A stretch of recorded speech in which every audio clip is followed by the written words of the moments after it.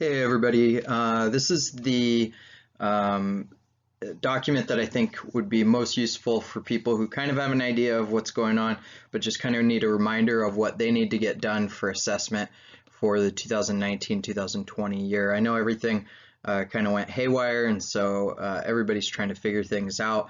So I'm going to give you this reminder. I'm going to say that there's not anything in here that's specifically going to tell you how you should, in your individual classes, do assessment online versus in class.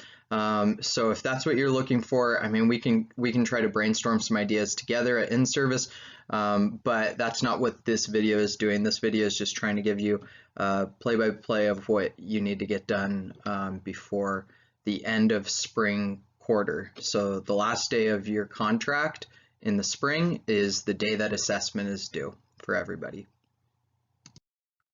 So there's three parts of the assessment that you need to think about. One is your plan. So you should have submitted by email an assessment plan for your classes or your class to the dean in the fall. This plan should have outlined what class or classes you are going to assess and what you are going to do. And this plan should have tied into institutional outcome 1, your 7-year plan, and a course outcome.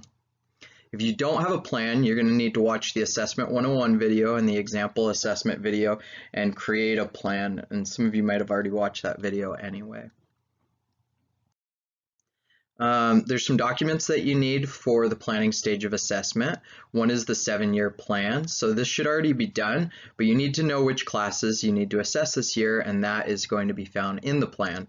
So you can find that plan by going to the portal, going to the faculty staff workplace, going to assessment documents, and then 7-year plan and course crosswalk. Another document that you're going to need for the planning stage of assessment is report templates. There's 2 templates that you can work from to start your course level assessment plan. One is the course level assessment template. The other is the prepackaged course level Gen Ed 1 activity template. And that's talked about more in more detail in the example assessment video that I put out. So you can go there to kind of get a feel for what that looks like. There's also a program level assessment template for programs needing one. And then again, we implore you to do the prepackaged activity if you can at the course level. So there's the next part of your assessment is completing your assessment activity in your classes. You must actually do an assessment activity in your class in order to have something to write about. In response to moving classes online, there's a great opportunity for you to do the prepackaged assessment activity, holding students accountable for reading. In addition, your participation in this activity will be really beneficial to the assessment team and our desire to meet the requirements of accreditation. That example again is found in that example assessment video, and I'm realizing this is starting to feel like an advertisement for that prepackaged plan, which it definitely is. So the materials required to do your assessment, you have to have students. So once your students have finished class, it's too late to do your assessment activity. And in fact, if you wait until 2 weeks before the quarter is over to do the assessment activity, it'll also probably be too late. And that's because, you know, whatever activity you're doing, you're going to have to compare one set of results to another set of results. So if you haven't done anything at all, you need to get started on that right now, because you're going to have a hard time seeing that. Now, if you did something in a past class, maybe last year or something, and you're going to compare that to the results of something this year, you might still be okay even if you let it run up until the end of the time available, but I would strongly recommend just getting something going at this time. So the third part of your assessment is to submit your report. So after completing your assessment activity, you must submit your report to SharePoint.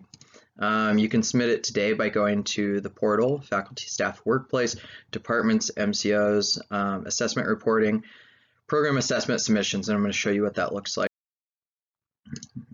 So you're going to start out, you're going to go to the home page of Big Ben, you're going to click on portal,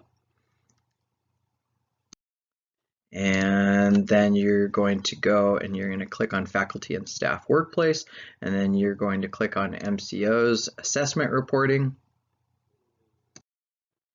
And then you are going to click on Enter Course Assessment, and then the form's going to pop up and you are going to fill out that form and submit it, and then you will be done with assessment.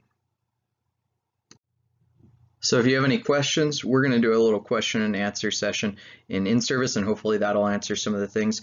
But if you need other questions answered, you can feel free to contact me, Sean Toohey. You can contact your dean or any of the following assessment team members.